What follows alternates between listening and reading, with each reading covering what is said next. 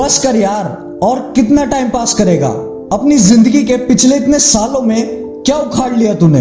सिवाय इस टाइम को वेस्ट करने के अलावा कर क्या रहा है तू? बस बैठा हुआ है, कुछ तो कर यार। क्या देख रहा है? वक्त को गुजरते हुए देख रहा है, पर कब तक देखता रहेगा?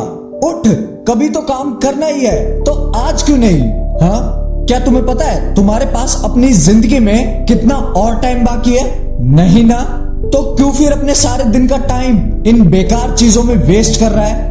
क्या तुम्हें पता है कि तुम कितने मौके, जिंदगी के कई नए एक्सपीरियंसेस और अपने लक्ष्य से कितनी दूर जाते जा रहे हो, जो तुम्हारी जिंदगी को आज से कई गुना बेहतर बना सकते हैं? अगर तुम पिछले पूछे गए एक भी सवाल का जवाब नहीं जानते हो, तो तुम्हें उठना पड़ेगा बॉस, और समझना पड़ेगा कि टाइम आपकी जिंदगी का सबसे अनमोल खजाना है।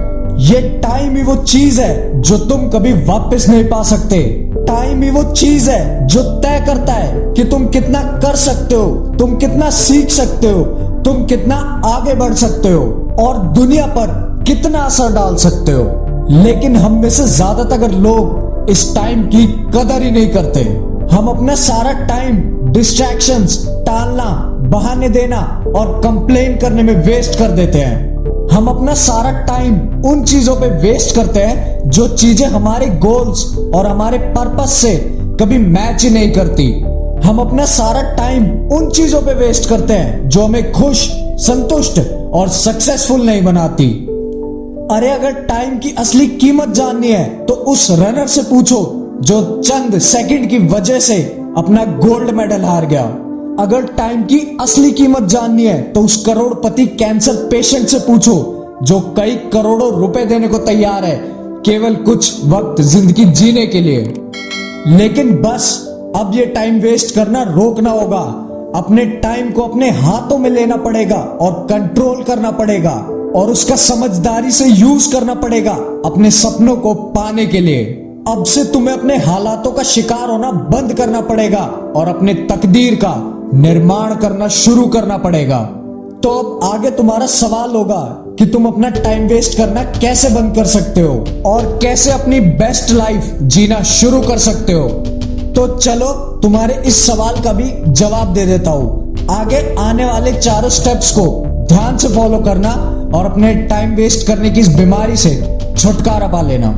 स्टेप नंबर 1, तुम्हें सबसे पहले यह जानना होगा तुम अपने पूरे दिन का टाइम कैसे स्पेंड करते हो।